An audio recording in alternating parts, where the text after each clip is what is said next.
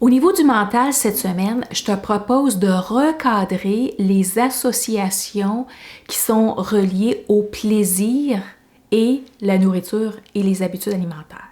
Donc, par exemple, si manger sucré, c'est associé à un plaisir pour toi, on va vouloir le recadrer. Pourquoi? Parce que tant et aussi longtemps que on associe que manger un muffin, par exemple, c'est bon pour moi, c'est bon au goût, j'aime ça, donc il y a du plaisir, le cerveau va continuer à t'envoyer l'envie de manger des muffins. Okay? Muffin industriel, muffin venant du Tim Hortons, par exemple.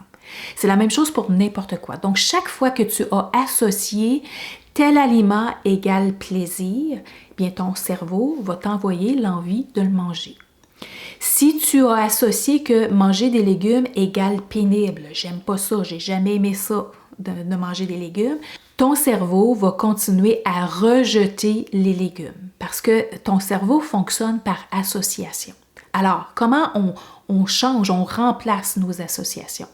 Eh bien, au moment où est-ce que tu changes tes alternatives, donc tu prends du substitut de sucre, tu commences à cuisiner par toi-même, tu commences à faire des changements au niveau de certains aliments, eh bien, tu veux associer le plaisir à ces changements-là. C'est très, très, très important. Donc, tu commences à manger des légumes de plus en plus. C'est important ce que tu te dis. Tu vas vouloir te dire, c'est bon, j'aime ça. Si tu n'aimes pas tout à fait ça encore, tu n'es pas encore rendu là, j'aime de plus en plus manger des légumes. Je sais que c'est bon pour mon corps. Mon corps aime ça, manger des légumes. Donc, tu peux peut-être utiliser, au lieu du je, tu peux peut-être utiliser mon corps aime manger des légumes. Mes cellules aiment avoir des vitamines et minéraux.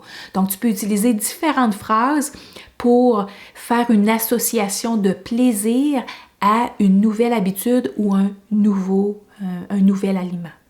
Okay? Maintenant, c'est la même chose aussi pour défaire une habitude qui est associée à quelque chose de plaisant. Donc, par exemple, tu termines par un dessert. Tu es habitué de toujours terminer par quelque chose de sucré.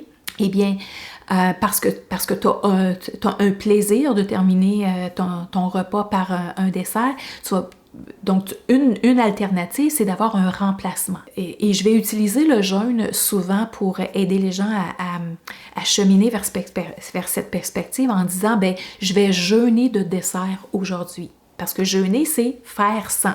Donc, aujourd'hui, je fais sans dessert. Donc, mon dessert traditionnel, là, je fais sans dessert. Donc, au lieu de terminer mon souper, mon repas, mon dernier repas, par un dessert, bien, je vais le terminer par une tisane, par exemple. Je vais le terminer par un breuvage que j'aime. Je vais le terminer par autre chose, mais pas un dessert traditionnel. Okay? Donc, je fais un remplacement. Et au moment où est-ce que je fais le remplacement, bien, encore une fois, je programme mon cerveau en disant, bien ça, j'aime ça. Donc, je suis en train de prendre ma tisane, par exemple.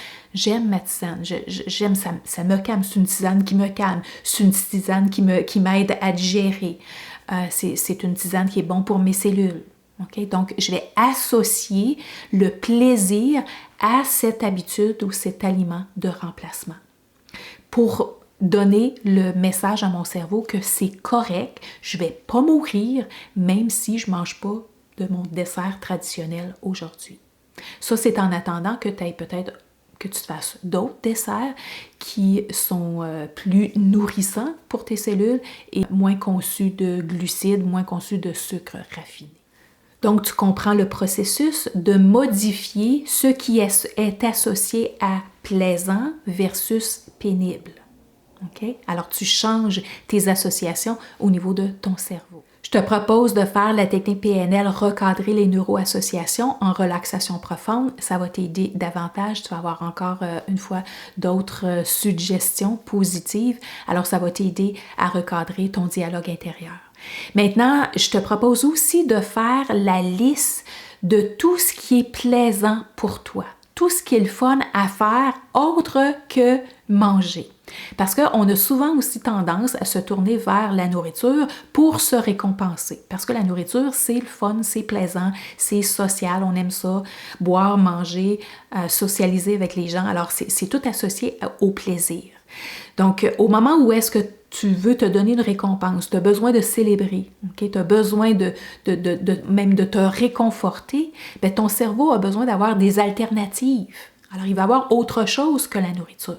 Alors, fais-toi une liste de tout ce qui est plaisant pour toi, tout ce que tu aimes faire, que ce soit lire, que ce soit marcher, que ce soit jouer aux cartes, que ce soit parler à quelqu'un, que ce soit faire de l'exercice, que ce soit d'écouter de la musique, que ce soit faire du ménage, que ce soit de cuisiner, peu importe, fais ta liste. Okay? Pour que ton cerveau puisse avoir des alternatives ou puiser. Donc, ça me tente de célébrer, ça me tente d'avoir une récompense, ça me tente de reposer, ça me tente d'avoir du plaisir là, ou d'augmenter mon énergie en termes de joie et de bonheur. Bien, autre que la nourriture, j'ai toute une autre liste vers laquelle je peux me tourner. Alors ça aussi, c'est un changement d'association.